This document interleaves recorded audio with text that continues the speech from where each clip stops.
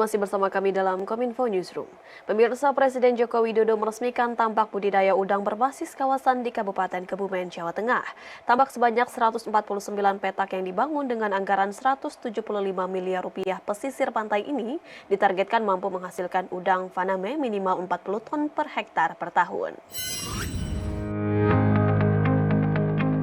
Presiden Joko Widodo pada Kamis 9 Maret 2023 meresmikan tambak budidaya udang berbasis kawasan yang berlokasi di Desa Plesung, Karangrejo, Kebumen, Jawa Tengah. Tambak dengan luas 60 hektar ini menghabiskan anggaran hingga 175 miliar rupiah. Presiden Joko Widodo menyebutkan 1 hektar tambak udang akan menghasilkan kurang lebih 40 ton udang.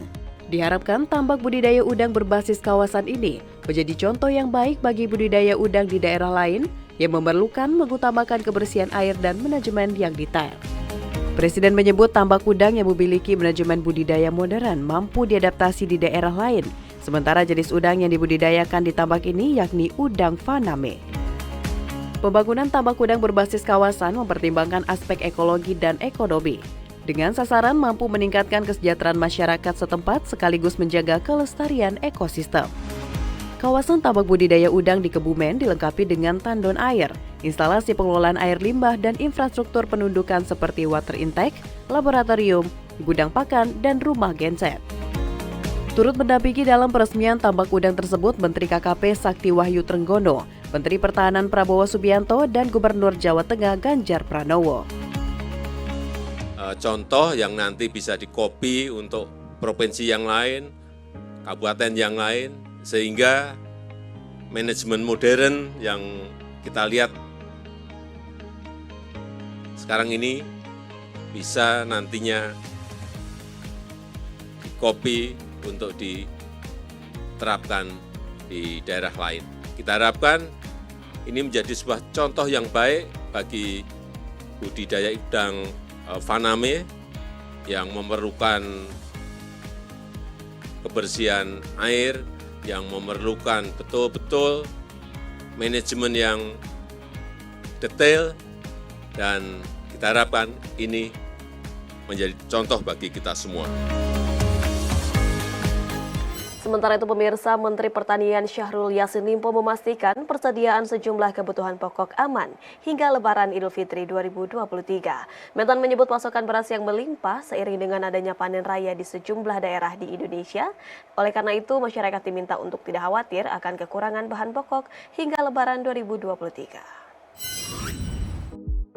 Menteri Pertanian Syahrul Yassin Limpo memastikan persediaan sejumlah kebutuhan pokok aman hingga Lebaran Idul Fitri 2023. Hal tersebut disampaikan Mentan ketika melakukan sidak ke Pasar Induk Ramat Jati, Jakarta, bertepat dengan kedatangan pasokan bawang merah hasil panen dari berbagai daerah di Indonesia. Bawang merah yang masuk ke Pasar Kramat Jati sebanyak 107 ton. Angka tersebut melebihi target persediaan bawang merah hingga Lebaran 2023, yakni sebesar 98 ton. Selain itu, Mentan menyebutkan pasokan beras juga melimpah seiring dengan adanya panen raya di sejumlah daerah di Indonesia. Oleh karena itu, masyarakat diminta untuk tidak khawatir akan kekurangan bahan pokok hingga Lebaran 2023. Meskipun stok bahan pokok dikatakan aman, Mentan juga meminta agar semua pihak untuk terus melakukan pengawalan dan mendistribusikan bahan pokok ke seluruh pasar-pasar perkotaan di Indonesia.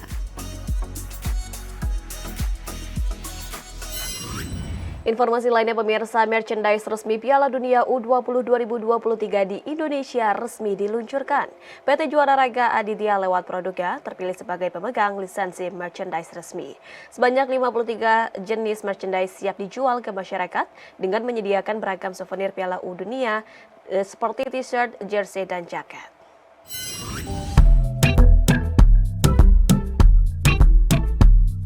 Indonesia siap menggelar Piala Dunia U20 yang tinggal 73 hari lagi. Berbagai persiapan terus dimaksimalkan oleh pemerintah Indonesia. Salah satunya dengan melibatkan produk lokal sebagai produsen utama dalam pembuatan merchandise resmi Piala Dunia U20 2023. Ketua Umum PSSI Erick Thohir mengungkapkan dengan terpilihnya PT Juara Raga Adidaya atau Juara Raga lewat produknya, yakni aparel Juara sebagai pemegang lisensi merchandise resmi, adalah bagian dari semangat Indonesia untuk memeriahkan event terbesar kedua FIFA yaitu Piala Dunia U20 2023. Adapun dalam pembuatannya, Juaraga nantinya akan membuat 53 jenis barang souvenir resmi meliputi kaos, celana, jaket, jersey, topi, sendal, maskot, hiasan magnet, gantungan kunci, stiker, dan lain-lain sebagainya.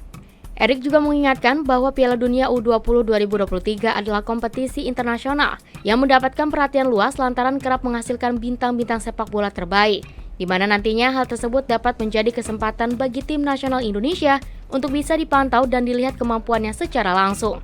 Dalam pelaksanaannya, sampai saat ini sudah terdapat 20 negara yang dipastikan tampil di Piala Dunia U20 2023, yaitu meliputi Indonesia, Republik Dominika, Guatemala, Honduras, Amerika Serikat, Fiji, Brazil, Uruguay, Kolombia, Ekuador, Selandia Baru, Inggris, Prancis, Israel, Italia, Slovakia, Gambia, Nigeria, Senegal, dan Tunisia.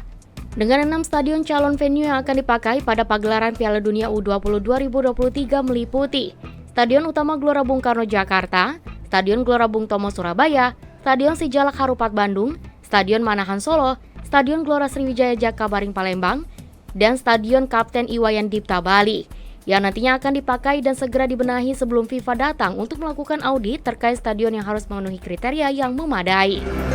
Persiapan tercepat yang pernah saya imban Pak Menpora, ya. Dan alhamdulillah tentu kalau kita kerja keras bersama, ini bukan alasan tidak bisa. Dan tentu salah satunya hari ini bagian bagaimana juga kita memeriahkan ya event terbesar kedua FIFA, yaitu kejuaraan dunia umur 20 yang sangat ditunggu-tunggu oleh banyak negara. Asia Tenggara sudah mendapatkan event ini kedua kalinya. Kita menjadi kehormatan. Setelah 23 tahun yang lalu, sekarang kembali ke Asia Tenggara.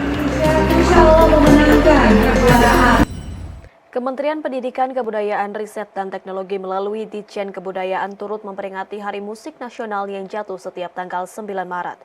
Mendikbudristek Nadiem Makarim mendorong agar ekosistem musik di Indonesia tumbuh semakin kuat dan menjadi media pembelajaran yang menarik dan efektif bagi generasi muda.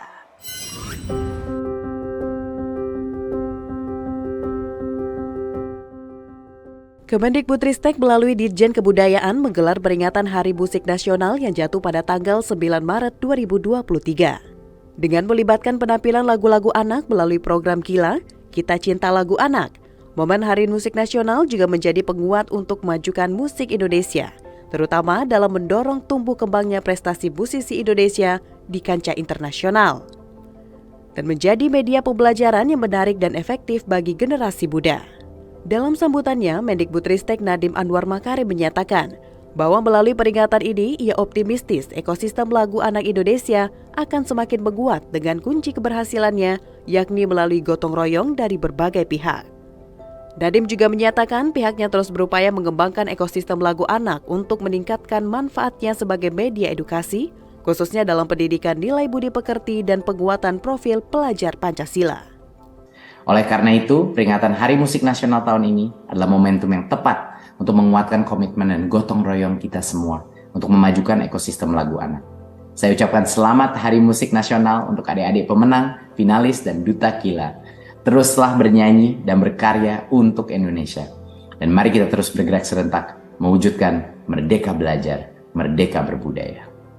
Pada kesempatan yang sama, Direktur Jenderal Kebudayaan Kementerian Pendidikan dan Kebudayaan Riset dan Teknologi, Hilmar Farid berharap melalui program KILA Kita Cinta Lagu Anak yang pada tahun ini berfokus pada sosialisasi lagu-lagu anak yang telah dihasilkan, juga dapat menangkap keragaman bunyi Nusantara.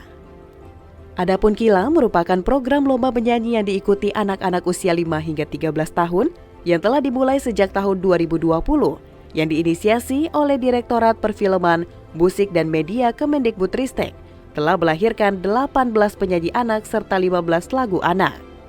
Hilmar juga menyatakan lagu-lagu yang telah diciptakan melalui lomba KILA ini merupakan karya yang bagus, termasuk soal tema-tema yang disampaikan sebagai bentuk lagu yang dapat mempresentasikan keberagaman Nusantara dan budaya kita. Bukan hanya dari segi lirik saja, melainkan juga dari segi bunyi. Sejauh ini lagu-lagu yang diciptakan bagus dengan tema-tema yang sangat bagus, tetapi nanti ketika akan turun ke lapangan, khususnya ke banyak sekali tempat yang agak jauh dari kota-kota besar, kita akan berhadapan dengan keragaman bunyi yang luar biasa. Masyarakat kita di Nusantara ini punya kekayaan yang luar biasa dari segi suara, bunyi yang sekarang ini disebut musik, ya. Dan sangat besar harapannya di dalam interaksi itu nanti kita gerakan ini juga bisa menangkap keragaman bunyi. Ya, syukur kalau kemudian bisa mempengaruhi dan juga menginspirasi para pencipta lagu ke depan, sehingga lagu-lagu yang nantinya muncul sungguh lagu Indonesia. Sungguh-sungguh lagu yang merepresentasikan keragaman Nusantara kita. Bukan hanya dari segi lirik, tetapi juga dari segi bunyi. Pemirsa, usai jeda kami akan kembali dengan informasi lainnya. Tetaplah bersama kami dalam Kominfo Newsroom.